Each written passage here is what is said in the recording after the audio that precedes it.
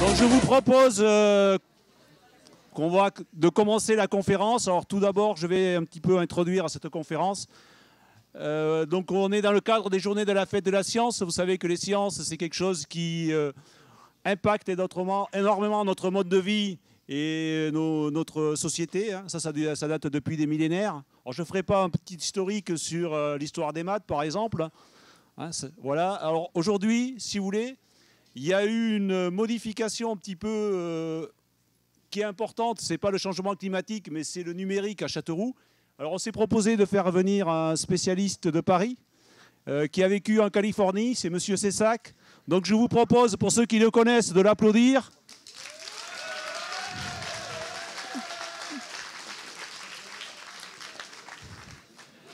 Donc M. Cessac, il a une double casquette, il est accessoirement, de temps en temps, quand il a du temps, donc il vient en France et il enseigne à l'UT de Châteauroux. Voilà.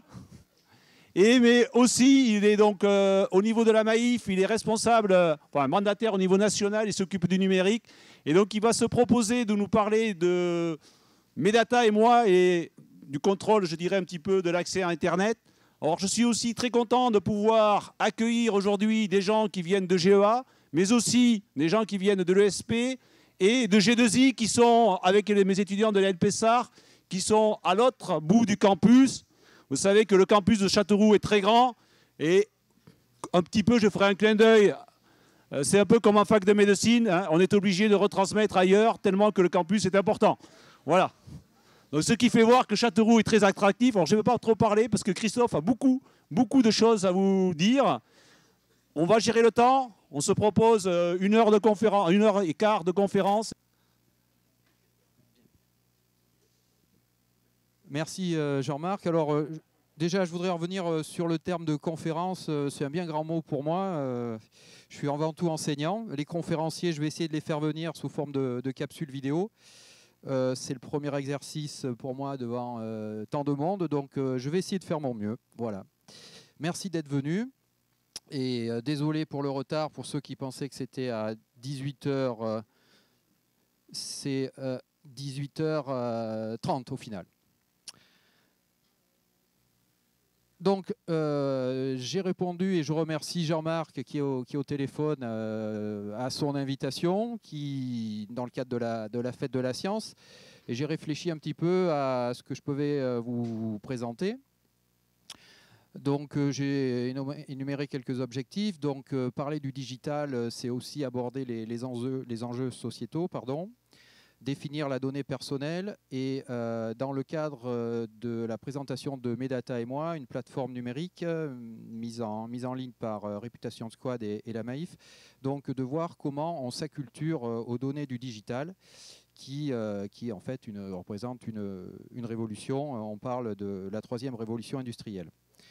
J'aborderai aussi tous les changements qu'il y a au niveau de l'entreprise, dans le management, les nouveaux modèles économiques. On parlera d'ubérisation, enfin tous ces sujets-là qui sont assez transversaux. Et puis on terminera par des outils et des ressources qui pourront vous former sur ce sujet-là.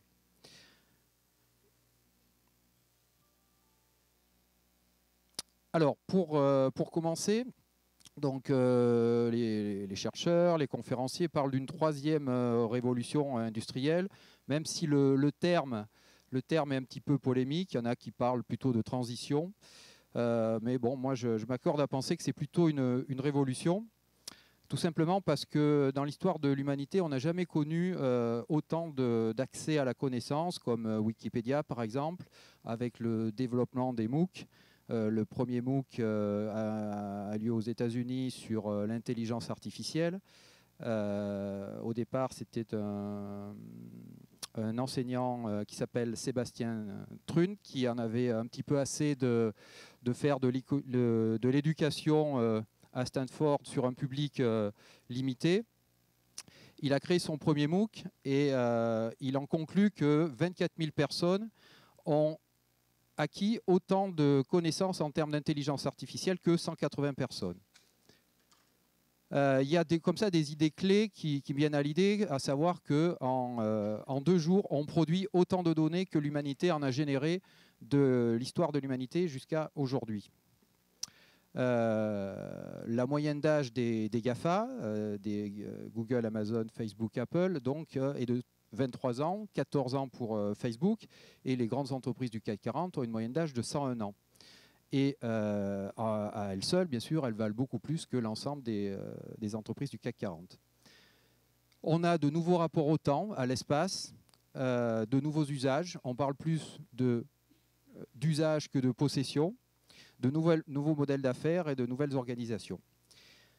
Alors pour commencer, Monsieur Roussel m'a demandé de chauffer la salle, donc j'ai pensé à faire un petit quiz.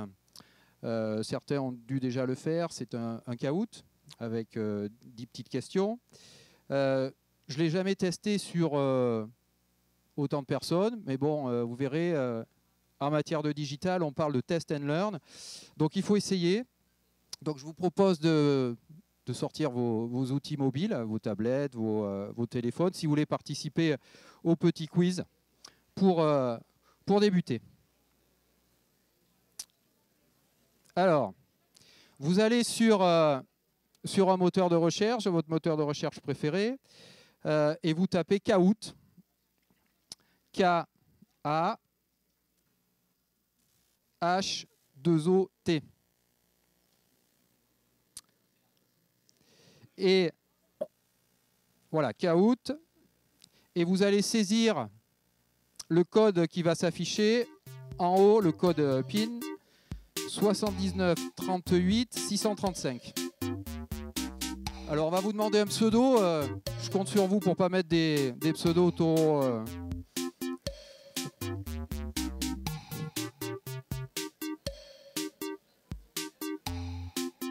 Allez.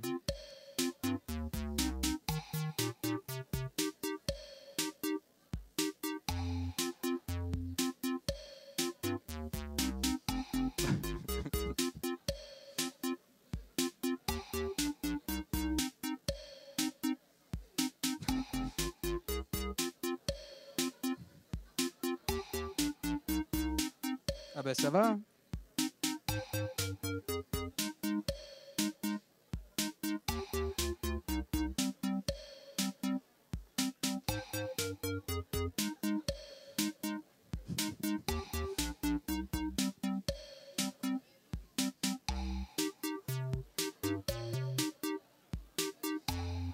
Allez, on laisse encore une minute pour l'inscription. Ah ben, tout le monde veut participer apparemment.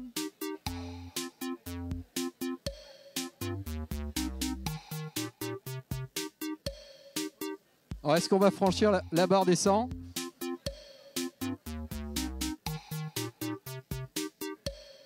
Ah oui, mais il y a la fac aussi.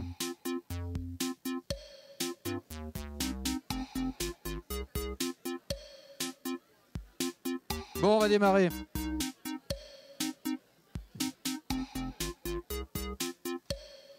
Eh? Ben, sur Kahoot, apparemment, il n'y a pas de limite de participants. Donc,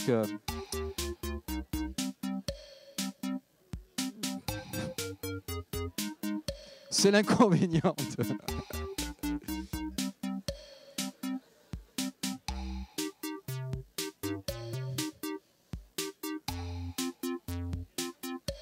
Allez, on va démarrer. Vous êtes prêts? Ah. Oh.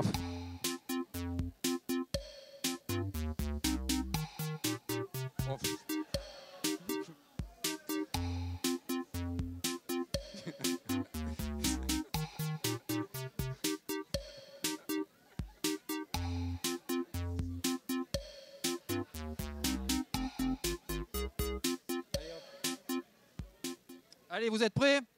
Donc la question va s'afficher à l'écran et sur votre terminal, vous répondez à la question par oui ou par non. Ou,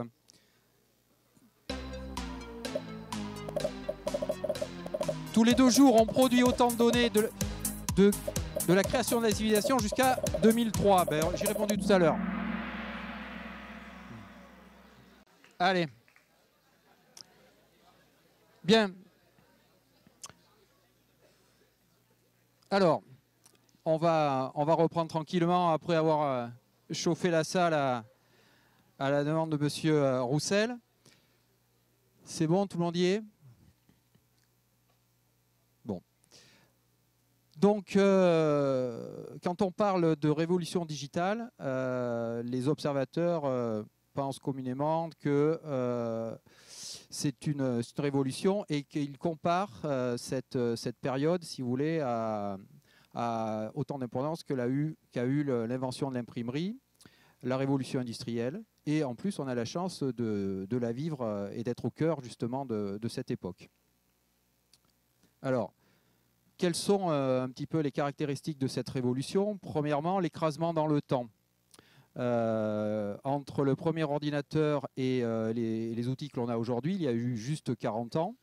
Alors qu'entre la révolution industrielle qui a provoqué le siècle des Lumières, entre l'invention de l'imprimerie qui a provoqué le siècle des Lumières et ensuite la révolution industrielle, il y a eu plusieurs siècles. Donc on a cet écrasement dans le temps. Et quand on compare aussi une entreprise comme Hilton, un groupe hôtelier qui a plus de 100 ans, et Airbnb qui a 14 ans, si vous voulez, Airbnb vaut aujourd'hui plus en bourse que Hilton. Donc on voit que les phénomènes temporels s'accélèrent. Ça va très très vite.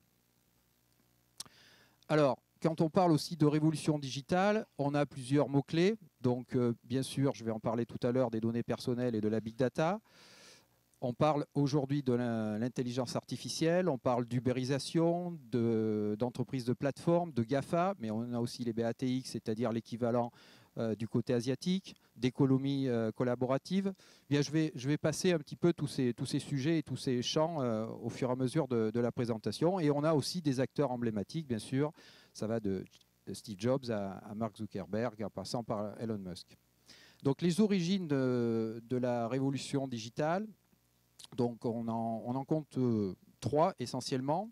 La notion de multitude, vous l'avez vu tout à l'heure avec le quiz, hein, la moitié de la population est connectée sur Internet, donc c'est autant d'occasions d'échanger de l'information, de partager du savoir, de la connaissance, et donc de faire progresser l'humanité et l'intelligence de l'humanité. La loi de Moore, peut-être que les GE2I la connaissent, donc c'est la notion d'augmentation de double, le fait que les ordinateurs doublent de puissance chaque année. Et puis la donnée, ce qu'on appelle aujourd'hui communément le pétrole du 21e siècle, donc et sous forme de big data. Alors, comparé aux révolutions précédentes où on avait plus des révolutions de la machine, de la force, là c'est une révolution qu'on appelle de l'information. Hein. Donc plus de la moitié, je l'ai dit, de la population est connectée. Vous avez en France 2,2 milliards d'utilisateurs de Facebook. Les chiffres clés sur les réseaux sociaux, donc vous avez, tout à l'heure vous l'avez dans le quiz, 1h20 de temps passé sur les réseaux sociaux. On ne parle pas des écrans, hein, uniquement sur les réseaux sociaux en France. Donc c'est aussi de nouveaux rapports humains, c'est du temps pris sur les échanges humains en réalité. Donc cette révolution, donc, elle est beaucoup plus silencieuse, elle fait moins de fumée hein, que les précédentes, mais elle est d'une puissance quasiment inégalée. Alors, donc la multitude, donc, je l'ai abordée tout à l'heure. C'est les MOOC, c'est Wikipédia avec 12 millions de publications par mois, 5400 articles publiés par jour. Et puis tous ces outils ont provoqué aussi des révolutions, les printemps arabes, vous avez le financement participatif. Enfin bon, là, je n'ai pas le temps de tout déployer. La donnée, donc. Alors la donnée, vous avez vu les chiffres importants de toute la donnée que l'on produit chaque jour. C'est aussi 3,2 millions de commentaires Facebook par minute. Sachant que ces commentaires-là alimentent bien sûr Facebook pour mieux nous connaître, j'y reviendrai tout à l'heure, et pour faire donc de la publicité ciblée avec les nouveaux modèles marchands. Bientôt, en plus, ce phénomène de données, autant la loi de Moore, elle évolue peut-être moins qu'elle l'a été à ses débuts, à savoir que déjà là, avec ça, on a beaucoup plus d'électronique qu'il y en avait lorsque les hommes sont allés sur la Lune. Mais la donnée, par contre, elle va continuer à augmenter de façon considérable avec ce qu'on appelle le Web 4.0, c'est-à-dire les objets connectés. Puis la donnée, à minima, toutes les 7 secondes, vous êtes en train d'en envoyer. Déjà tout à l'heure en jouant à Kahoot, et puis depuis que vous êtes arrivé, vous avez envoyé, vous avez produit énormément de données. Et cette donnée, on va le voir, elle a une valeur considérable. Alors, parmi les mots-clés aussi, on parle d'ubérisation. Alors, c'est le PDG de Publicis, Maurice Lévy, qui a trouvé ce terme. Alors, l'ubérisation, ça a plutôt un côté un petit peu marginal par rapport au droit du travail, mais il ne faut pas voir que ça. Il faut voir aussi, si vous voulez, l'arrivée de nouveaux acteurs qui, sur un marché où il y avait des barrières à l'entrée, je pense par exemple les taxis, où il fallait une licence, l'idée est venue d'Uber pour révolutionner un petit peu la mobilité en termes de taxis. Vous avez aussi dans le monde de l'assurance, vous avez pour faire un contrat d'assurance, il fallait des modèles statistiques, de l'actuariel, des modèles très très compliqués basés sur une connaissance de sinistralité, d'événements climatiques et de comportements. Et ça crée une barrière à l'entrée. Et aujourd'hui, avec les technologies de Big Data, vous avez Google et Amazon qui sont en train d'étudier des produits d'assurance. Donc en fait, en gros, pour résumer, il n'y a pas vraiment de métier qui soit à l'abri justement de l'arrivée d'une start-up, d'un produit innovant qui bouscule le marché. Un autre exemple clé, c'est Airbnb, je vais y revenir tout à l'heure.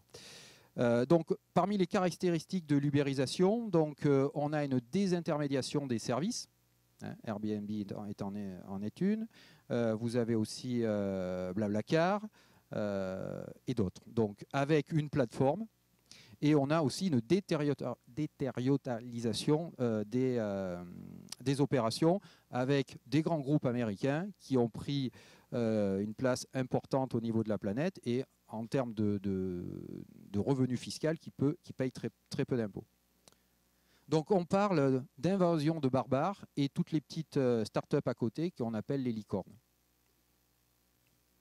Alors, moi, j'ai choisi 3 exemples pour vous présenter la nouvelle économie. Donc, Airbnb, au bout de 7 ans d'âge, simplement 7 ans d'âge, c'était déjà plus de nuitées que les 5 plus grands réseaux d'hôtellerie à travers le monde. Et justement, c'est que Airbnb n'a jamais construit un hôtel, n'a jamais posé un parpaing. Donc, c'est ce qu'on appelle aussi le coût marginal zéro, c'est-à-dire que ces entreprises n'ont pas à investir énormément en capitaux, contrairement à l'industrie que l'on a connue, qui était une industrie avec beaucoup de capitaux et de force de travail. Là, quelque part, c'est l'utilisateur qui investit pour Airbnb. Uber, c'est le même principe. Blablacar, qui concurrence aussi une entreprise centenaire comme la SNCF. Donc ces innovations ont pu réussir à partir d'une idée, d'une intuition, j'y reviendrai tout à l'heure, et se diffuser grâce à Internet et grâce justement à toutes ces connexions que l'on a grâce à nos outils mobiles.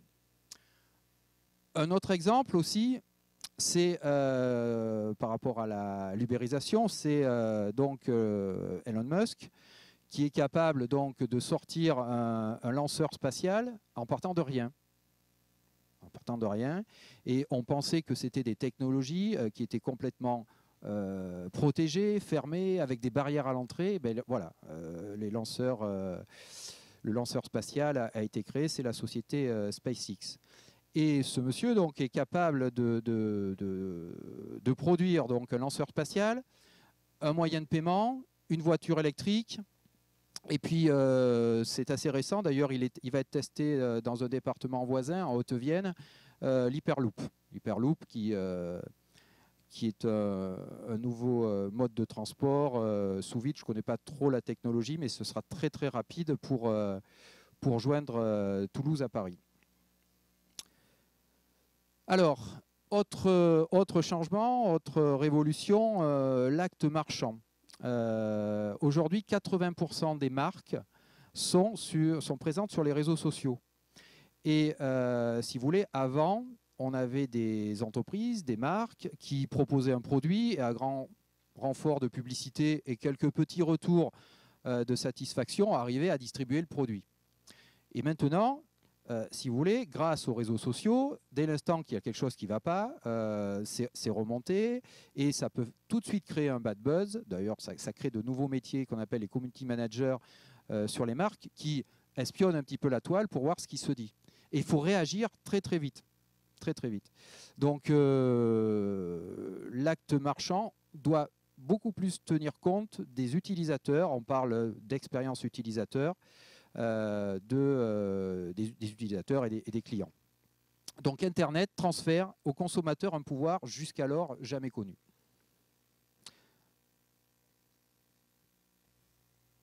Alors, au niveau de l'entreprise, parler de digital, effectivement, ce n'est pas que parler d'utilisation des doigts sur un clavier, hein.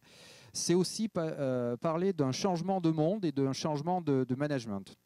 On parle beaucoup de transparence, d'agilité, de transversalité. Si vous voulez, la révolution industrielle s'est construite sur le modèle pyramidal et taylorien, c'est-à-dire avec des galons, des directeurs, des contremaîtres et des ouvriers. Donc une organisation pyramidale. Là, si vous voulez, je vous ai présenté le siège social de Total. Total, une entreprise du CAC 40, je ne sais pas si c'est Total, mais une entreprise du CAC 40, c'est 15 niveaux hiérarchiques. 15 niveaux hiérarchiques, et vous avez la présence d'un siège social avec des grandes tours comme on le voit à la Défense. Et si vous comparez à Facebook, il y a la notion d'horizontalité. C'est-à-dire que, on va le voir dans le management, il y a beaucoup plus d'horizontalité et on passe à la logique de plateforme. Et on ne parle pas de siège social, on parle de campus. Là, c'est le bureau de Mark Zuckerberg. Donc vous comparez ça à un bureau d'un directeur d'une entreprise du CAC 40, ça n'a rien à voir, hein.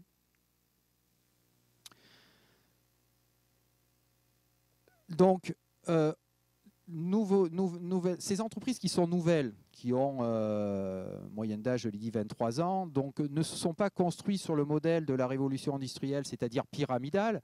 Donc pour elles, c'est beaucoup plus facile de faire des structures en réseau, des structures horizontales, alors que le modèle, renverser le modèle pour les entreprises de la révolution industrielle ou les entreprises centenaires, c'est beaucoup plus compliqué. Vous avez Joël Deronet, que je vous présenterai tout à l'heure dans les ressources à suivre, qui dit que l'entreprise de demain est déjà une plateforme d'intelligence artificielle. Donc on parle d'entreprise de plateforme. On va retrouver aussi avec cette révolution digitale des nouvelles méthodes de travail. On parle de méthode agile, avec des projets, méthodes de projet, mode Scrum. Je vous invite à prendre des notes et puis plus tard à les rechercher sur Internet. J'ai pris le modèle de Spotify qui fonctionne en mode agile. Donc, si vous voulez, on a une autre façon aussi je vous l'ai dit, de voir les modèles d'affaires, de voir les actes marchands. C'était le PDG de LinkedIn qui disait « Si vous êtes content quand vous sortez votre produit, c'est que vous l'avez sorti trop tard ». C'est une autre façon de voir les choses. On fait ce qu'on appelle le MVP. Alors, un MVP, ce n'est pas le ballon d'or, ni le meilleur joueur de NBA. C'est le minimum valuable product, c'est-à-dire le produit de base, le produit qui répond au minimum aux exigences des clients. Avant, si vous voulez, on avait un projet, une commande. Par exemple, je veux un véhicule rouge. Cette notion de tunnel, si vous voulez, c'était l'équipe projet qui travaillait seule et qui avait pas de retour des utilisateurs. La méthode agile, en fait, c'est de sortir tout de suite, avant les autres, un produit et interagir justement avec les clients. Par exemple, le client peut nous dire je voudrais plus de maniabilité et puis moins de transpirer, c'est-à-dire moins d'efforts. Donc on va lui faire une trottinette électrique. Et puis après, sortir et évoluer le produit vers un produit où on peut aussi transporter quelqu'un. Donc en fait, on a ce qu'on appelle des itérations avec beaucoup de tests, des allers-retours Et ça, c'est aussi possible avec les réseaux sociaux. Le modèle de Wikipédia, il s'est construit comme ça. Facebook s'est construit comme ça. Ils ont sorti une version bêta. Et puis, il a été justement, avec la multitude, au fur et à mesure, il a été amélioré. Donc voilà, on retrouve ce qu'on appelle des méthodes agiles dans les organisations. On parle aussi d'entreprises libérées. Donc, deux exemples qui sont quand même assez emblématiques. Le nouveau moteur qui équipe les Airbus, donc le LEAP, qui est fabriqué par Safran, a été construit sur le mode agile. Et si vous voulez, le directeur a mis en place la méthode agile. Et puis le premier moteur, il a explosé au bout de 2 secondes. Donc les collaborateurs ont dit mais non, cette méthode, c'est une méthode de hippie, il faut retrouver les galons, il faut qu'on dirige, etc. Il faut qu'on ait nos niveaux hiérarchiques. Il a tenu tête et finalement le moteur, le LEAP, donc écrase la concurrence. Spotify aussi fonctionne sous forme de méthode agile avec des équipes complètement autonomes. Dès l'instant qu'on s'intègre dans la stratégie de l'entreprise donne les grandes lignes et après on a des groupes, alors qu'ils appellent ça les squads. Là aussi, je vous invite, pour ceux qui sont intéressés par le management, d'aller voir sur Internet la méthode agile chez Spotify. Et pourtant, c'est une entreprise de 1500 personnes. Donc, c'est plus la start-up. On va trouver donc une nouvelle philosophie entrepreneuriale, donc avec le droit à l'erreur. Hier, j'étais en train de visiter la direction des services informatiques d'une entreprise. Et puis sur les bureaux, sur les équipes projets où ils développent, où ils écrivent les nouvelles applications informatiques, j'ai vu, bon, co-création, travail collaboratif, et aussi droit à l'erreur. Droit à l'erreur. Donc en fait, pour arriver à quelque chose, on accepte davantage ce qu'on appelle le droit à l'erreur sous forme de test and learn. C'est aussi la méthode agile. Et on apprend aussi par le retour utilisateur, avec l'UX qu'on appelle l'expérience utilisateur. Et alors, son nom c'est vrai, est assez caricatural, Charles Pépin. Donc, il a écrit justement un livre qui s'appelle Les vertus de l'échec. Vous trouverez aussi une interview là-dessus sur le site de France Inter. Je vais pas la passer parce qu'on n'a pas le temps. Donc, restauration de la notion d'échec. C'est un petit peu ce que disait Nelson Mandela. Hein, je ne perds jamais, soit je gagne, soit j'apprends. Bien sûr, ça ne veut pas dire qu'on fait n'importe quoi, mais surtout, c'est un travail à faire sur l'apprentissage, pourquoi je me suis trompé et comment remédier à ça. Et ça arrive aussi dans l'entreprise, dans ces entreprises libérées. On parle aussi de ce qu'on appelle de disruption. C'est des termes qui vont avec cette notion de digitalisation de la société et de l'entreprise. Donc l'innovation disruptive, il y a une notion de rupture, est une innovation de rupture par opposition à l'innovation incrémentale. L'innovation incrémentale, c'est par exemple rajouter de l'électronique dans un véhicule, du GPS, mais on a toujours le moteur à explosion, il n'y a pas vraiment de révolution. Alors que la voiture autonome est quand même beaucoup plus disruptive. Là, il n'y a plus de chauffeur, c'est quand même autre chose. Et puis, il y a d'autres sujets qui nous arrivent. Tous les métiers, tous les secteurs sont impactés. Les médecines, on a l'impression 3D qui arrive, l'agriculture, les RH. Là, il y a une start-up qui vient de se créer sur Limoges et qui va développer son application sur l'Indre et la Vienne avec tout et des intermédiaires, c'est-à-dire que les employeurs, c'est du travail temporaire, et les salariés vont déposer des CV et des vidéos, et tout se fera par l'intermédiaire d'une plateforme et d'une application. Donc j'en ai parlé, les objets connectés, les smart cities, et puis la blockchain, que je n'aurai pas le temps d'évoquer, mais dont vous avez dû entendre parler. Par rapport au MedTech, si vous voulez, il y a à peu près 15 jours, 3 semaines, c'était la journée pour la maladie d'Alzheimer. Puis il y a eu un reportage sur France Info. Et là aussi, l'intelligence artificielle aide beaucoup les médecins parce que justement, on peut croiser des données, corréler des données avec justement plusieurs scanners pour diagnostiquer On ne peut pas encore la guérir, mais diagnostiquer bien plus tôt la maladie d'Alzheimer grâce justement à l'intelligence artificielle. Et puis je vous en ai parlé aussi, la révolution digitale, ce sont de nouveaux usages avec davantage de partage de biens, comme la voiture. Il y a une étude statistique qui démontre que le véhicule en fait, est utilisé 8% de son temps. Le reste du temps, il est sur les 4 roues, il ne bouge pas, il est parqué. Donc, il y a une start-up qui a eu l'idée, donc, justement, de louer les véhicules par, bien sûr, une application avec géolocalisation, etc. Donc voilà, tout ça, c'est pour résumer un petit peu, de façon transversale, tous les changements qui sont en train de se créer, dont on n'a pas forcément conscience, parce que justement, on les vit, on est acteur, on est dedans. Alors, on va aborder justement la partie data, la partie données, donc élément intégrant de cette révolution. Donc avec des petites capsules vidéo. Donc la première, c'est Gilles Babinet qui reprend un petit peu ce que j'ai dit. Bien sûr, il le formule beaucoup mieux que moi. Donc c'est pour ça que je vous propose cette vidéo.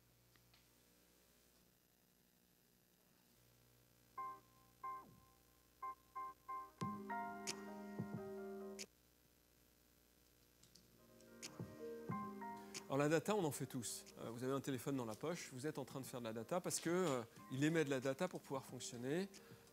Et cette data, ça peut être la data qui vient des réseaux sociaux, ça peut être les mails que vous échangez, ça peut être votre poids.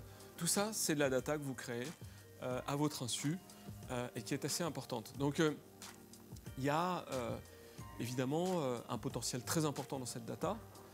On peut lui faire dire tout un tas de choses sur vous. Et il faut comprendre qu'on vit dans un environnement où une part de nos vies, une part de ce que nous sommes, s'exprime au travers de la donnée. La data croît de façon très très forte. On dit que, en gros, dans les 2 dernières années, on a créé autant de data depuis l'origine de l'univers, enfin de l'humanité plutôt. C'est pour ça que se posent des questions de régulation de la donnée. Comment est-ce qu'on fait pour que les citoyens aient un meilleur contrôle de leurs données? Comment est-ce qu'on fait pour éviter que les entreprises, les grandes start-up du numérique et autres n'abusent pas de la donnée des citoyens? Et il faut comprendre ce que c'est que la donnée. Voilà. On parle de données et on parle d'algorithmes. Les algorithmes, c'est ce qui permet d'analyser la donnée et de la détourner. Vous prenez des caméras de surveillance. Si vous n'avez pas eu d'incident de sécurité, a priori, la donnée n'a plus de valeur. Mais vous pouvez toujours reprendre cette donnée pour découvrir des choses nouvelles dessus. Vous pouvez potentiellement détecter des marques, les façons qu'ont les gens de s'habiller, les couleurs, le temps qu'il fait, etc. Choses que vous n'aviez pas prévu de faire initialement dans la donnée.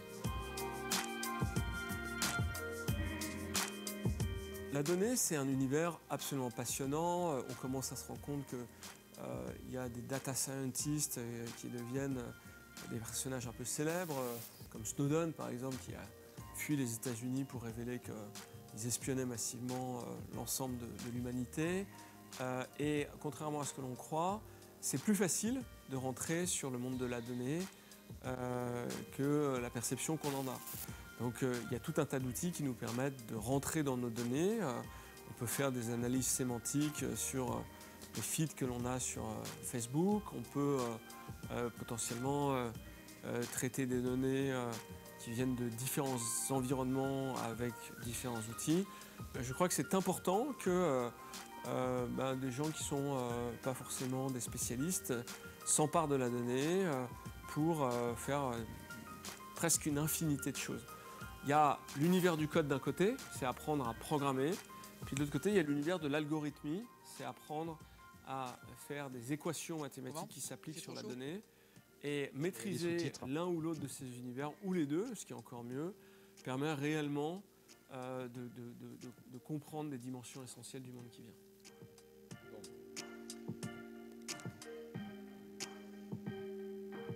Bon, il y a...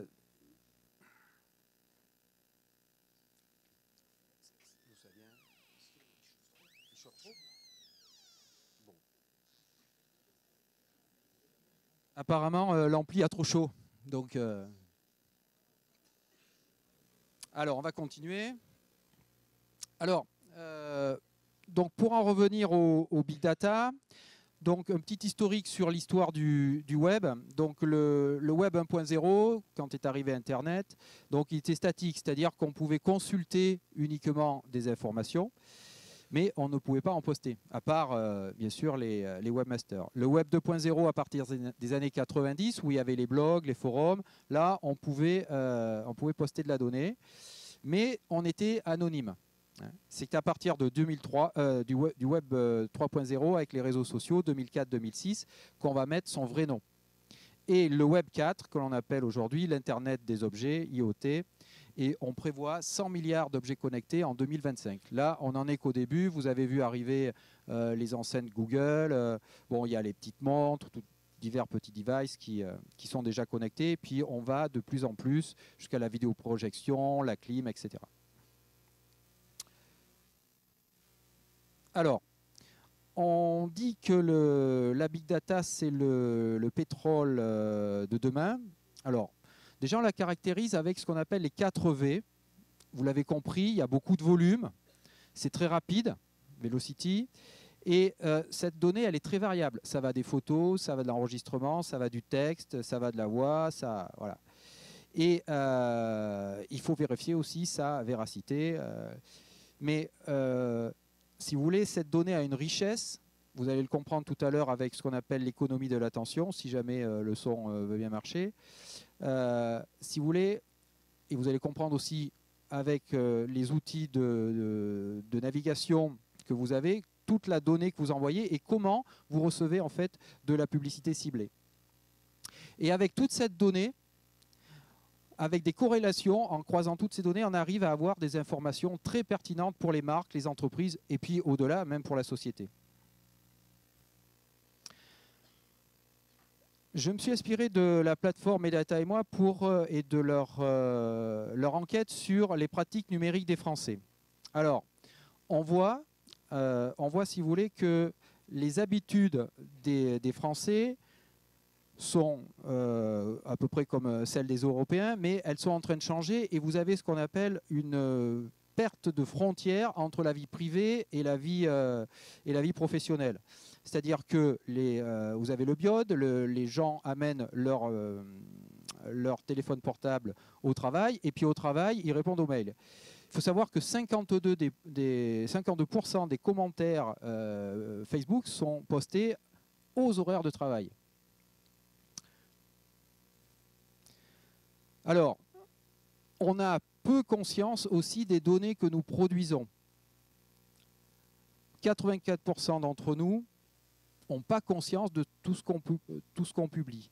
On retweet une fois sur 4 sans avoir lu le tweet. On utilise la géolocalisation sans savoir, même quand l'application n'est pas active, qu'elle est toujours utilisée. Et un internaute sur 2 sous-estime toutes les données qu'il envoie lorsqu'il fait une publication. Malgré ça, on a un paradoxe, on est quand même inquiet parce qu'on se doute justement que nos données personnelles sont utilisées, revendues à des tiers. De toute manière, tous les services que vous avez, Facebook et autres, ils sont gratuits. S'ils sont gratuits, derrière, il y a un modèle économique, c'est la publicité et c'est vos données. C'est nos données qui créent le modèle économique. Cependant, malgré cette prise de conscience, de cette inquiétude, ça ne change pas du tout nos usages. On continue à faire et à utiliser le service et sans trop lire les conditions générales d'utilisation. Donc vous l'avez vu tout à l'heure dans le quiz, il y a 6500 mots en moyenne dans des conditions générales d'utilisation. Et vous avez une œuvre qui est exposée au musée de Jérusalem de Dima Jarozinski, qui représente ici les conditions d'utilisation justement des 4 grands réseaux sociaux, des plus grands réseaux sociaux. Et là, celle qui est en rose, c'est celle d'Instagram. C'est celle qui correspond, qui a le plus de conditions. Voilà, je trouve que cette œuvre est assez parlante, vu la taille, comparée à la taille de la personne. Donc face à cet état de fait, donc, la plateforme Medata et moi propose tout un tas de fiches pratiques, d'interviews, on en a vu une à l'instant, pour que la population prennent conscience, déjà qu'ils prennent de conscience que tout acte, quand on publie, quand on va sur un site, on envoie de la donnée, c'est pas anodin. Donc déjà, l'objectif, c'est cette prise de conscience.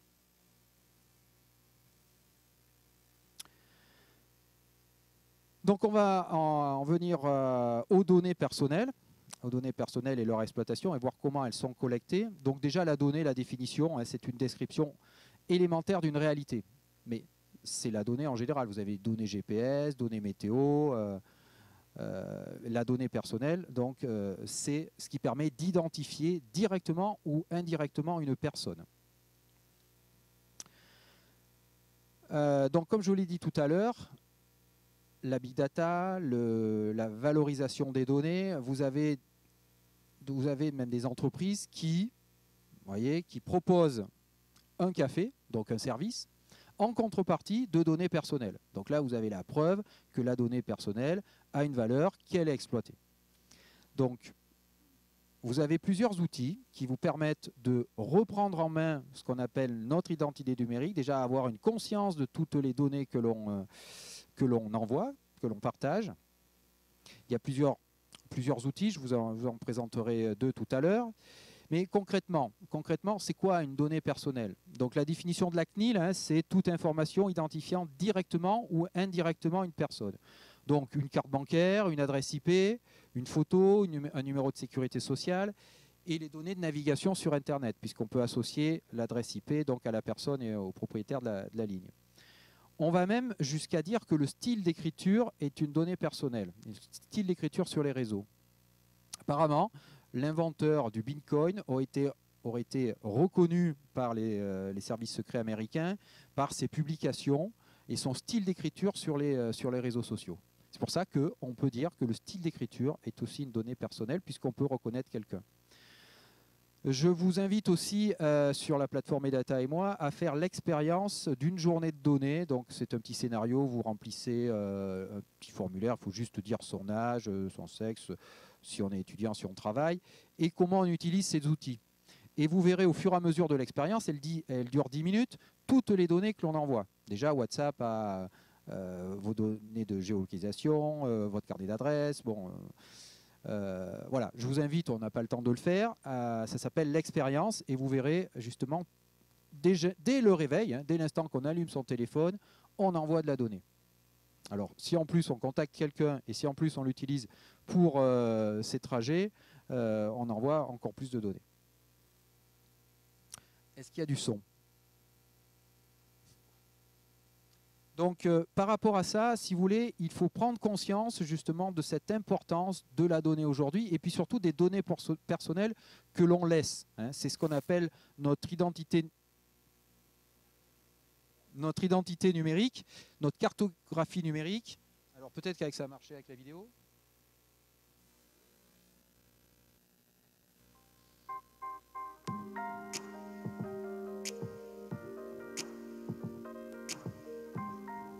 Bonjour, je m'appelle Sarah. À l'Université Paris 13 et mes sujets de recherche portent sur les transformations médiatiques et les politiques publiques liées à l'innovation. La culture des données est au croisement de l'éducation aux médias et de la vulgarisation de l'informatique et des mathématiques. Les données sont produites au sein de dispositifs informatiques, des médias. Lorsque l'on est sur des réseaux sociaux, eh bien, on laisse un certain nombre de traces qui vont pouvoir être interprétées. Et d'autre part, parce que pour analyser justement ces données, eh bien, on utilise principalement des modèles mathématiques qui vont faire du profilage, de la prescription, de l'aide à la décision, etc.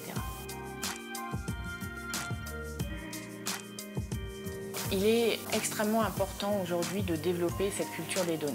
D'abord d'un point de vue individuel, parce qu'en fait nous sommes entourés de dispositifs qui recueillent nos données. Il faut comprendre comment ces données sont prélevées et à quoi elles servent. Deuxièmement, il y a un vrai enjeu professionnel. c'est de pouvoir s'insérer dans une économie qui est de plus en plus numérique et on parle souvent d'organisation data-driven. Eh bien, avoir cette culture des données peut permettre aux entreprises d'améliorer leur modèle économique. Et enfin, il y a un enjeu citoyen. Connaître les données, notamment les données publiques, eh bien, c'est aussi pouvoir mieux décider, mieux agir au sein d'un groupe social.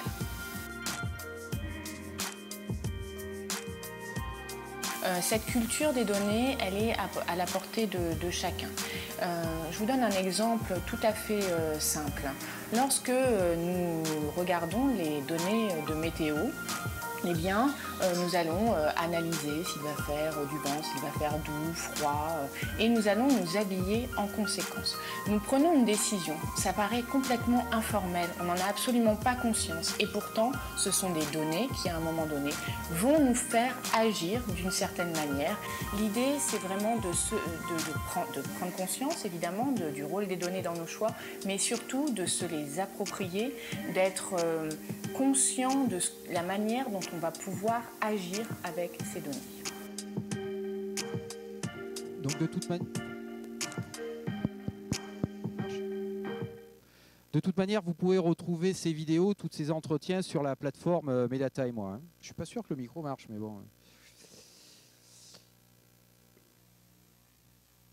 Alors, il existe des outils pour voir comment on collecte les données. Alors, je ne peux pas vous faire la démonstration, mais c'est un outil qui s'appelle CookieWiz, que vous pouvez installer sur vos PC. Et dès l'instant que l'on va sur deux sites, vous voyez ici apparaître ce qu'on appelle les cookies. C'est toutes ces entreprises qui sont en relation, qui ont capté vos données, vos historiques de navigation, le temps que vous mettez sur une page, etc. Et tout ce comportement, ce qu'on appelle aussi l'économie de l'attention, est ensuite analysé pour justement vous envoyer une publicité très ciblée. Une autre application qui s'appelle Skip, que je vous invite aussi à essayer à télécharger, surtout si vous avez des comptes sur les réseaux sociaux, mais aussi elle vous permet, en l'utilisant, de supprimer, de se désabonner des boîtes aux lettres, des messages, des listes de diffusion que l'on ne veut plus voir. Alors, j'ai testé et lorsque je me suis connecté avec mon compte Facebook, j'ai vu qu'il y avait 972 entreprises qui avaient interagi juste avec mon historique de navigation et mon compte Facebook. 972 entreprises. Alors, en plus, je vous passe les détails sur l'explication, mais par exemple, vous avez ici donc, les entreprises avec lesquelles j'ai interagi, j'en ai 37. Orange, parce que je suis peut-être client Orange, Deezer. Vous avez les centres d'intérêt. Alors, bien sûr, dès qu'on like quelque chose, par exemple, j'ai un ami qui fait du tennis, j'ai dû liker une publication à lui, et tout de suite, je suis en mesure de recevoir de la publicité sur le tennis. Et vous avez aussi, hop là, vous avez aussi les applications, donc avec lesquelles les applications que vous avez installées, vous avez tous les paramètres de confidentialité que vous partagez, donc vous pouvez régler ça. Alors, il y a juste un petit souci en ce moment, depuis le passage à la nouvelle version d'iOS, l'application bug, elle marche sur Android. Je les ai contactés parce que je trouvais que c'était vraiment un bel outil. Ils sont en train de travailler, ils m'ont répondu, ils sont en train de travailler à la correction de ce bug. Donc ça s'appelle Skip. Donc ça, c'est un outil aussi pour reprendre en main son identité numérique. Donc ça, c'est les outils, on va dire, personnels. Et puis, on a aussi les outils institutionnels. Enfin, ce n'est pas des outils, hein, c'est des réponses. Notamment le RGPD, le RGPD donc, qui a été mis en vigueur au mois de mai. Donc l'Europe, on sait le temps que met l'Europe pour arriver à sortir des textes. Là, ils ont mis 2 ans. Ils ont pu se mettre d'accord avec tous les pays. C'est quand même quelque chose d'emblématique par rapport justement à l'Internet très business des États-Unis et plus sécuritaire asiatique, si vous voulez.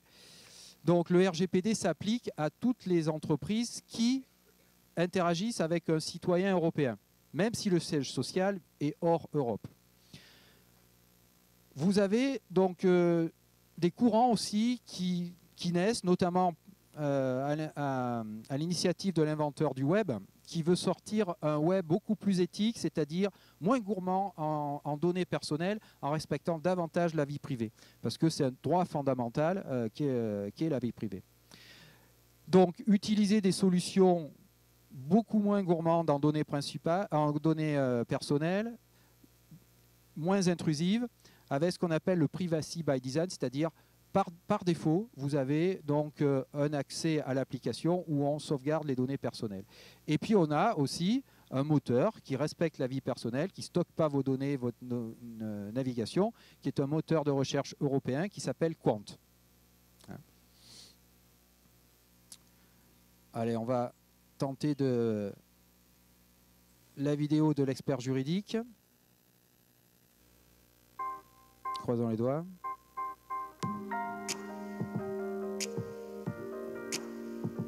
Bonjour, je m'appelle Pierre Desmarais, je suis avocat et correspondant informatique et liberté et je travaille sur des problématiques de données à caractère personnel, notamment en matière de santé, pour protéger la sécurité de ces informations et leur confidentialité.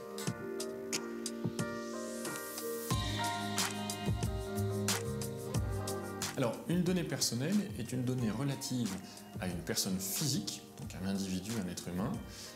Cet individu devant être identifié par son nom ou son prénom, ou identifiable par des informations qu'on peut croiser. L'exemple, c'est les données de navigation sur Internet qui permettent d'identifier une personne parce qu'il est identifiable au moyen d'un identifiant unique sur son navigateur.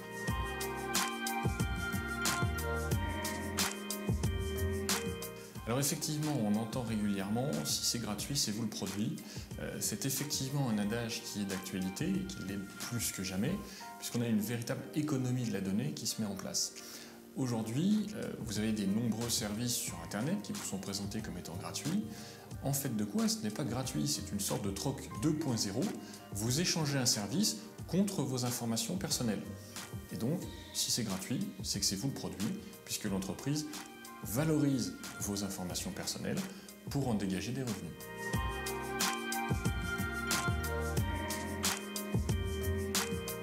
Cette valorisation des données à caractère personnel, effectivement, a des limites, heureusement. En revanche, ce qu'il faut savoir, c'est qu'une donnée personnelle est une marchandise qui, paradoxalement, n'a pas de propriétaire. Donc, vous n'êtes pas propriétaire de vos données personnelles et elles peuvent être valorisées. Les limites, quelles sont-elles ? C'est l'atteinte à votre vie privée ou à votre droit à l'image. Vous pouvez, dans ce cas-là, effectivement considérer qu'il y a une limite. Et le traitement de données dites sensibles, type données relatives à la santé, à la religion ou à la sexualité. Dans ce cas-là, on ne peut pas les traiter, les valoriser librement. Il faut obligatoirement votre consentement au préalable.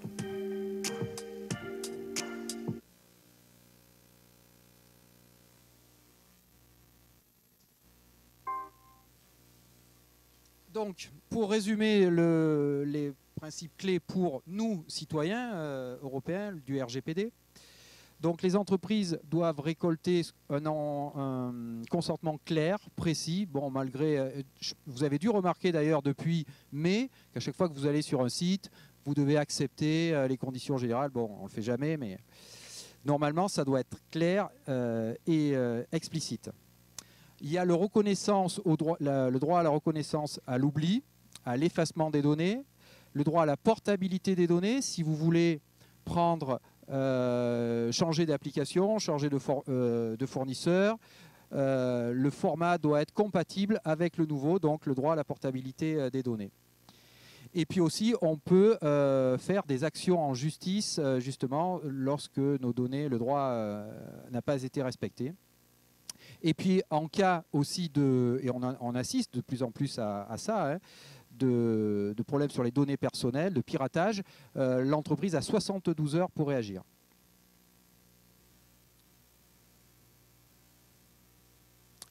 On va remettre le son sur la notion d'économie de l'attention. Là, ce n'est pas sous-titré.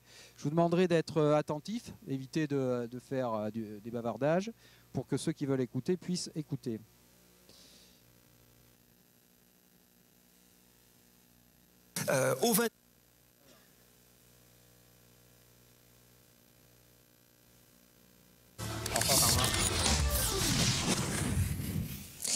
Monsieur Citon, à cette époque où l'information devient si abondante et notre temps de cerveau disponible se réduit petit à petit, comment construit-on une économie là-dessus? Alors je crois que l'économie, elle vient précisément de ce que vous avez nommé maintenant, à savoir un phénomène de rareté.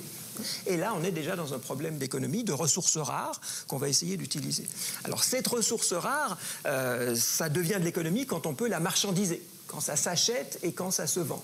Et là, peut-être que la plus grande nouveauté du digital, c'est pas tellement ce qui se passe entre, mettons, nos tablettes et nos yeux et nos oreilles. Ce qu'il y a de nouveau, c'est ce qui se passe derrière l'écran. À savoir que lorsque je regarde quelque chose, par exemple un livre, et que je tourne une page, derrière l'écran, on peut envoyer des données sur mon attention, des données très précises qui peuvent calculer combien de temps, combien de secondes je suis resté sur cette page. Et par exemple, qu'un certain chapitre d'un roman, j'aurais pu le passer en restant une fraction de seconde sur chacun, parce que visiblement, ça ne m'intéresse pas. Et c'est plutôt ces données qui viennent de derrière les appareils, qui vont sur des serveurs, qui sont des métadonnées, qui font une grande partie des big data. Là, c'est ça la nouveauté absolue. Parce que là, on peut savoir ce que je lis, ce que je regarde, et on peut en faire des hypothèses sur si j'ai passé très vite, ça veut dire que ça ne m'intéressait pas ce que j'ai pu lire avant. Et donc c'est cette documentation, ce traitement possible, non pas tellement de l'information, mais de l'information sur mon attention, qui fait, à mon avis, la nouveauté absolue des médias numériques, de ces métamédias. Et là, on commence à peine à voir ce qu'on pourra en faire. Donc les fameuses données personnelles dont on parle énormément et qui se monnaient à prix d'or aujourd'hui ne sont que le produit de mon attention lorsque je suis utilisateur de telle ou telle application. Absolument. C'est l'enregistrement de ce que je pourrais appeler des gestes attentionnels. Et bien là, on peut vendre de l'attention de façon très précise. Donc ça, c'est le cœur du modèle économique du numérique. Mais est-ce qu'il n'y a pas un problème dans le fait d'appréhender cette question de l'attention avec un prisme uniquement économique? Ce qui est en train de se passer, c'est que toutes nos attentions sont réalignées sur une pertinence, sur un objectif à long terme qui est le profit actionnarial, même si ça passe par toute une série de médiations. L'audimat, ce genre de choses. Et donc, il me semble que le problème principal, c'est pas du tout le numérique, c'est le fait que la diffusion de ces appareils qui eux-mêmes sont merveilleux, qui eux-mêmes nous permettent de faire une quantité de choses tout à fait splendides, soit soumise au fait que ça doit être rentable. Et donc, ça doit rentrer dans un modèle économique. Et ça rend compte de la production de certains objets, mais ça ne rend pas du tout compte de la richesse de notre vie intérieure et surtout de notre vie sociale, qui a besoin de bien d'autres choses qui n'arrivent pas à être réduites simplement à du rentable ou à du profit actionnarial. Est-ce que nous sommes responsables de ce déficit? Alors, je vous invite à regarder la vidéo en entier. Il y a plusieurs séries, je vous montrerai tout à l'heure les ressources qui sont sur la chaîne Turfu Express, sur l'économie de l'attention. Alors, là on va aborder la partie justement détox et usage de ces outils dans notre quotidien. Donc c'est Tristan Harris qui déclarait, un ancien ingénieur de Google, que nous sommes en moyenne sur Terre interrompus toutes les 15 minutes par une notification. Alors, bien sûr, ça interpelle. L'autre fois, quand je faisais cours, je ne sais plus, il doit être là, l'étudiant, je me suis déplacé pour le dépanner sur Excel.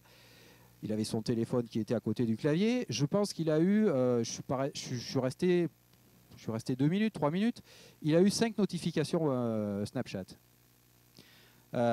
Donc, forcément, c'est quelque chose, la notification qui perturbe la concentration. Et déjà, pour avoir une bonne réunion, normalement, il faudrait mettre le téléphone dans le sac et dans une autre salle pour ne pas être dérangé. Donc, ces outils jouent sur notre concentration et jouent sur notre attention. Alors, voilà, on parle, si vous voulez, de l'hygiène numérique. Et donc, le ministre chargé du numérique veut des propositions et réfléchit sur, justement, à des moyens pour lutter contre ces addictions, vu le temps qu'on passe sur ces outils. Et c'est du temps en moins dans la vie réelle, passé avec les amis, avec la famille, etc. Vous avez un reportage que je vous invite aussi à regarder qui s'appelle Digital Detox, qui était passé sur Canal+. Et on a, alors je ne sais pas si c'est pour se donner bonne conscience, mais les opérateurs comme Google et comme Apple ont sorti une application qui nous permet de maîtriser, en fait, au moins de mesurer le temps que l'on passe sur nos écrans. Donc face à ça, on a des troubles de l'attention, on a des troubles psychologiques, des problèmes de concentration. Donc il faut adopter, enfin du moins c'est ce que je pense, une hygiène numérique et penser de temps en temps à faire autre chose, aller marcher dans la nature et penser aussi à ne rien faire. Ça peut paraître bizarre, rien faire, c'est vraiment rien faire. Parce que si vous voulez, vous avez notre cerveau, dans notre cerveau, on a un second réseau neuronal, le réseau par défaut, qui est activé justement quand on ne fait rien. Je ne sais pas si vous avez fait attention à ça, mais quand on ne fait rien, tout d'un coup, on a des connexions qui se font et on a des idées qui viennent. Et je pense que les idées des grands start-upers, elles ont dû germer justement quand ils ne faisaient rien. Donc pensez à ne rien faire.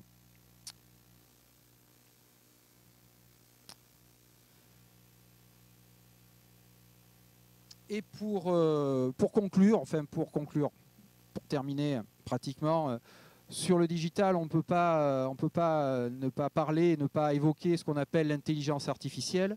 Alors quand vous faites une requête sur Google, que vous tapez intelligence artificielle, vous avez ce genre d'image. C'est pas très réjouissant, ça fait même plutôt peur. Et pourtant, l'intelligence artificielle est déjà dans nos vies, elle est dans les smartphones, elle est de plus en plus présente, notamment dans la reconnaissance vocale. Et si vous voulez, aujourd'hui, se passer de l'intelligence artificielle, pour une entreprise, ne pas investir dans l'intelligence artificielle, ça serait un petit peu comme ne pas investir dans l'informatique dans les années 70. Donc, si vous voulez, la présence de l'IA, elle est là, donc vous l'avez dans Shazam, vous l'avez dans la reconnaissance vocale, vous l'avez dans Siri, vous l'avez dans ce qu'on appelle les agents conversationnels, c'est-à-dire les chatbots. Quand vous allez sur un site bancaire ou même un site commercial, vous avez le petit chatbot qui vous ouvre derrière, bien sûr, c'est un robot. Donc elle existe déjà. Elle existe déjà. Alors, qu'est-ce qu'elle va permettre, notamment dans l'économie, l'intelligence artificielle? Eh bien, elle va apporter de nouvelles valeurs. Elle va amener des gains de productivité. Notamment, elle va permettre de faire ce qu'on appelle la maintenance prédictive. La maintenance prédictive, c'est par exemple placer des capteurs sur des machines et corréler toutes les données qu'ils recueillent et de pouvoir anticiper la panne. Donc hier, justement, dans cette fameuse DSI que je visitais, on va bientôt être capable de détecter le bug informatique par observation de l'utilisation de l'ordinateur par l'utilisateur. Donc ça, bien sûr, ce sont des puissants algorithmes et surtout l'IA, elle va être pertinente et utile grâce au big data, grâce à toutes les données collectées. Alors, bien sûr, quand on évoque l'intelligence artificielle, on parle bien sûr d'emploi. On le verra tout à l'heure. 85% des métiers de 2030 n'existent pas. Donc vous, là, vous êtes en train de préparer des métiers, mais en 2030, vous en ferez certainement un autre. Donc, on parle... Alors, bien sûr, à chaque fois qu'il y a eu des évolutions, des innovations, Schumpeter a dit, donc on parle de destruction créatrice. C'est-à-dire que des métiers ont disparu et ils ont été remplacés par d'autres. Ce qu'on ne connaît pas, c'est le niveau de destruction d'emplois et combien on va créer d'emplois pour remplacer les métiers qui vont disparaître. Donc ça, bien sûr, il y a des interrogations là-dessus. Il y a plusieurs chiffres, mais en fait, on n'a pas vraiment de réponse. Et puis là, je m'adresse à vous, principalement les étudiants. Il va y avoir de nouvelles compétences qui vont être développées demain. Il faut savoir qu'il y a 20 ans, on gardait les compétences acquises à peu près 15 ans. Aujourd'hui, les compétences durent 3 ans, c'est-à-dire qu'on est assez rapidement obsolète. Donc c'est pour ça qu'on parle de formation tout au long de la vie, de remise en question et d'adaptabilité. Donc si vous cherchez comme moi sur Google, là ce sont des chiffres, c'est une copie d'écran de la NPE, de Pôle emploi, pardon. 85% des emplois de 2030 n'existent pas. Donc ça veut dire que là je sais qu'il y a des étudiants de l'ESP, vous êtes en train de former justement ces jeunes qui seront en 2030, leur métier, vous les formez à des métiers qui ne sont pas encore connus. Donc il faut les former à des capacités d'empathie, de création, c'est-à-dire des capacités beaucoup plus humaines. Parce que si vous voulez, l'intelligence artificielle, enfin moi je la vois comme ça, hein, au niveau de la révolution industrielle, c'est la force humaine qui a été remplacée par la machine. La machine à vapeur, dans l'agriculture, avec le tracteur. Là, l'intelligence artificielle, on parle de remplacement de capacités cognitives, de mémorisation, de calcul, etc. C'est-à-dire que toutes les tâches répétitives, de saisie, de service, hein, pourraient être remplacées par l'intelligence artificielle. Donc, qu'est-ce qui reste à l'humain? Ben, je pense, enfin, moi je la vois comme ça, c'est peut-être utopique d'avoir des compétences beaucoup plus d'écoute, de relation, de communication, de créativité. Donc, des compétences beaucoup plus humaines que mécaniques et bureautiques. Donc, on trouve cette étude sur plusieurs sites. Alors, pour terminer, et avant de conclure, sur cette slide, vous avez donc quelques petites ressources à noter si vous les creusez, si vous voulez aller plus loin. Donc la chaîne Turfu Express, vous cherchez ça sur votre moteur de recherche préféré, vous trouverez sans problème. Donc plusieurs sujets sur l'intelligence artificielle, sur l'économie de l'attention. J'en ai pas parlé, donc la blockchain. Alors tout à l'heure, on parlait d'ubérisation, c'est-à-dire des métiers qui avaient des barrières à l'entrée, qui ne pouvaient pas, donc qui étaient solides et droits dans leurs bottes, qui ne se sentaient pas en danger. Et là, on parle avec la blockchain des technologies d'échange, des métiers comme les notaires, comme les banquiers, comme l'assurance, qui pourraient, justement, par cette technologie-là, être complètement désintermédiés. Donc, vous avez un sujet là-dessus sur la blockchain. Turfu Express. Vous avez aussi un forum qui a eu lieu à France Inter Libération sur l'intelligence artificielle. Bien sûr, la plateforme, alors Medata et moi, sur lequel je me suis appuyé avec les petites vidéos que je vous ai montrées, où vous trouvez donc les interviews, vous trouvez aussi des fiches pratiques qui explorent, qui expliquent tout à fait le sujet, et aussi l'actualité vue sur le web, sur le digital. Donc Medata et moi. Vous trouvez aussi, cette ressource, ça me paraît intéressante, le forum Changer d'air. Donc cette année, le sujet, c'était trouver sa place. Alors il était beaucoup de questions de compétences, d'éducation. Donc les étudiants de l'ESP, je vous invite à aller sur cette plateforme. Ça s'appelle Changer d'air.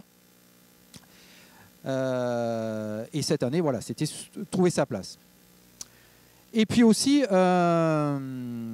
Mathieu Baudin qui parle aussi de pédagogie, de prospective. Son site s'appelle l'Institut des futurs souhaitables, avec une version assez positive du digital. Je vous invite aussi à aller faire un saut là-dessus.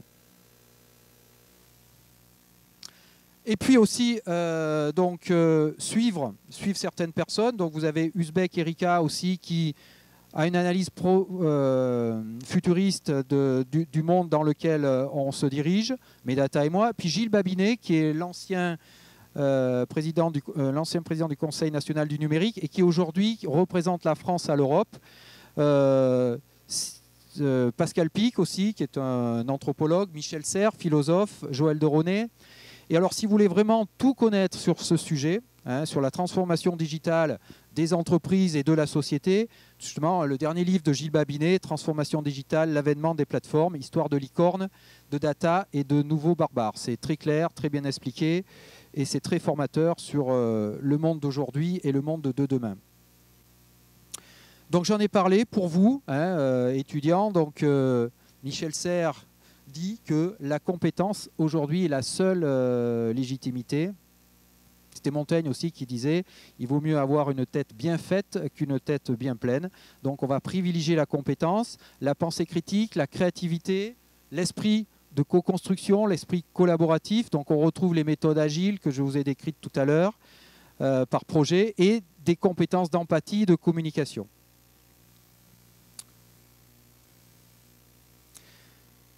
Je vous remercie pour votre écoute, et pour conclure, par rapport à tout ce que j'ai dit sur le digital,